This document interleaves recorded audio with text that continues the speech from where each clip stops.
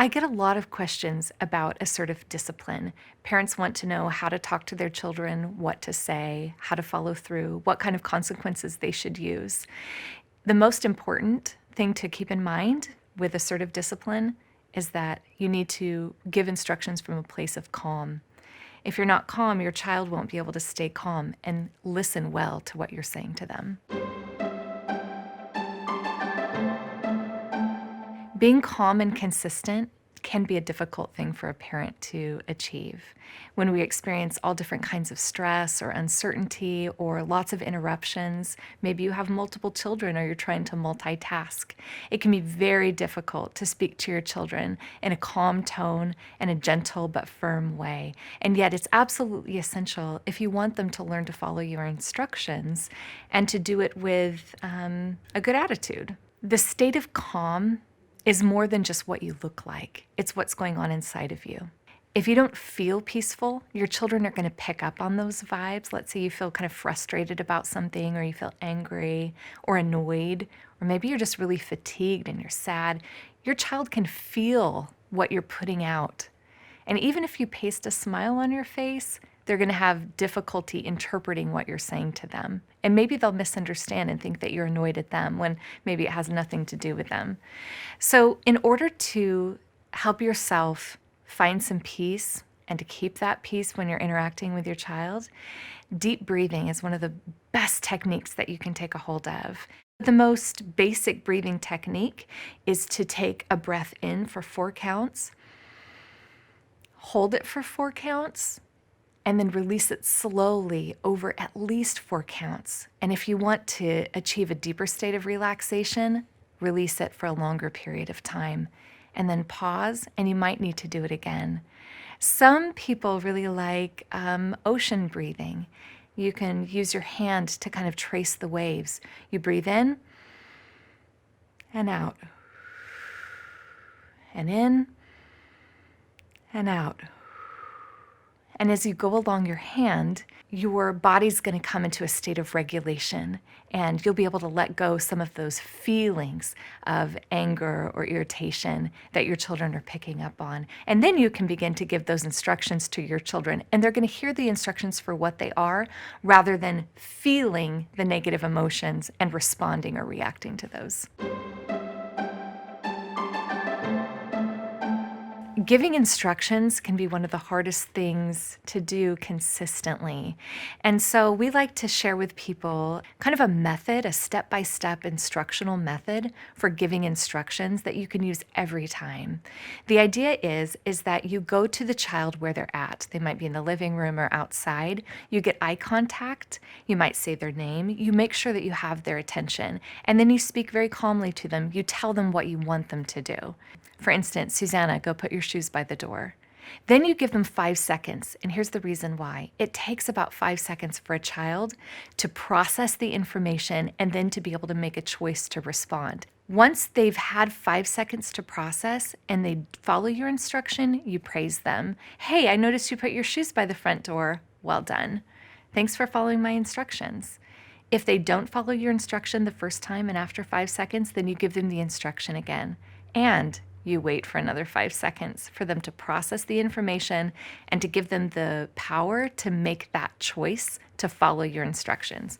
Here's where it changes. If they follow your instructions after the second time, that's great. Praise them. Don't go back and say, wow, it took you 2 times to follow my instructions. Just say, hey, you followed my instructions. Well done. But if they don't follow the instructions, you need to have a plan ready for what you're going to do. For instance, you might have a logical consequence. If they were distracted by playing a video game, and that's why they didn't follow your instructions, you might take the video game away for a little while or give them a little break time from the video game. Or you might try something like a quiet time. Logical consequences, quiet time can all be used in a variety of ways, but they're part of that following through with the instruction that you just gave them and holding them accountable to what you asked them to do. Here's another step of that process. Once you have given them that logical consequence or quiet time, then you need to have them go back and do what you asked them the first time to do. It's important that they learn to comply. So you're holding them accountable to what you asked them to do. So you're going to take them back to the first part of that and say, great, okay, now Go put your shoes by the door. And if they comply, you praise them. If they don't, you go through the whole process again. When you're designing instructions for your household, it's important to keep them short and simple because it's easier for your child to understand.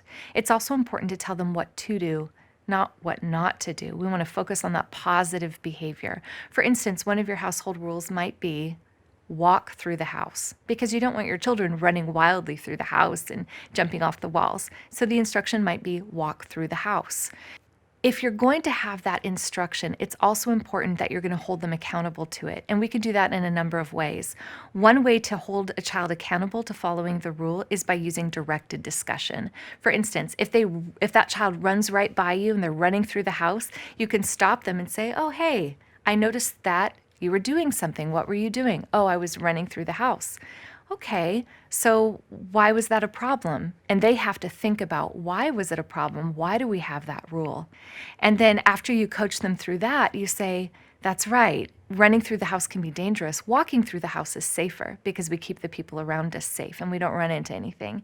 So why don't you go back and do it again?" And you make sure you have that child practice doing it the right way. And then, of course, as always, you end with descriptive praise. "Hey, you followed my instructions. You walked through the house. Nice job." Emotional messaging is what happens when we threaten our child, or we use name calling, or we tell them about the negative emotions that their behaviors are producing in us in order to get them to behave. It's not the most effective form of discipline because what happens is that they become confused, they become ashamed of themselves or their behavior, and they're less likely to really understand what it is that you expect out of them. And it can harm the relationship that you have with them. Children need to know that they're safe with you. And so it's important to stay calm, steer clear of that emotional messaging by simply stating what it is that you want them to do, and then kindly holding them accountable. You can be firm and kind at the same time.